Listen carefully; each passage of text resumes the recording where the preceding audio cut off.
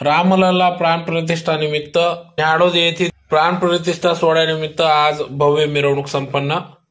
याबाबत अधिक वृत्त असे की अयोध्येतील प्रभू श्रीरामाचे मूर्ती प्राणप्रतिष्ठा सोहळ्याचे औचित्य साधून धुळे तालुक्यातील न्याडोद येथे देखील याच दिवशी सोमवारी दिनांक 22/1/2024 रोजी दुपारी 12 वाजता महर्षी वाल्मिकी, श्रीराम, लक्ष्मण, सीता, हनुमान या मूर्तींची प्राणप्रतिष्ठा सोहळा संपन्न होत असून त्या निमित्ताने आज धुळे तालुक्यातील न्याडोद येथे 20/1/2024 रोजी दुपारी 2 वाजता महर्षी वाल्मिकी, राम, लक्ष्मण, सीता, हनुमान व कलशची भव्य अशी मिरवणूक काढण्यात आली। यावेळेस कलश शोभायात्रा भव्य स्वरूपात काढण्यात आली। तर या भव्य शोभायात्रेमध्ये महिला वर्गाने मोठ्या संख्येने सहभागी झाले होते।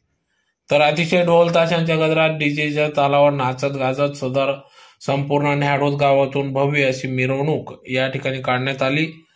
तर दिनांक 21/1/2024 रोजी दुपारी 1 वाजता महर्षी वाल्मिकी, राम, लक्ष्मण, सीता, हनुमान यांच्या मूर्तींना जलादिवास, मंडळ स्थापन व हवन या ठिकाणी कार्यक्रम संपन्न होणार असून तर 22/1/2024 रोजी दुपारी 12 वाजता महर्षी वाल्मिकी, राम, लक्ष्मण, सीता, हनुमान यांची मूर्ती स्थापना होणार असून तदनंतर या ठिकाणी 12:30 नंतर 5 वाजेपर्यंत महाप्रसाद वाटप होणार असून या महाप्रसादाचा लाभ सर्व पंचक्रोशीतील भाविक भक्तांनी घ्यावा असे आव्हान या ठिकाणी श्रीराम भक्त यांच्या वतीने भाविकांसाठी आव्हान करण्यात आले आहे।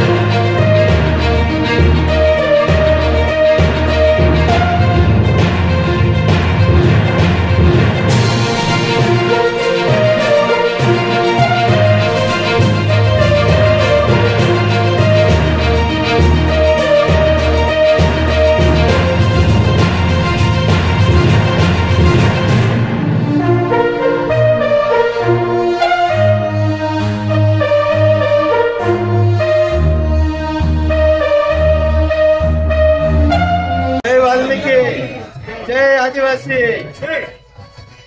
जय वाल्मीकि, जय आदिवासी।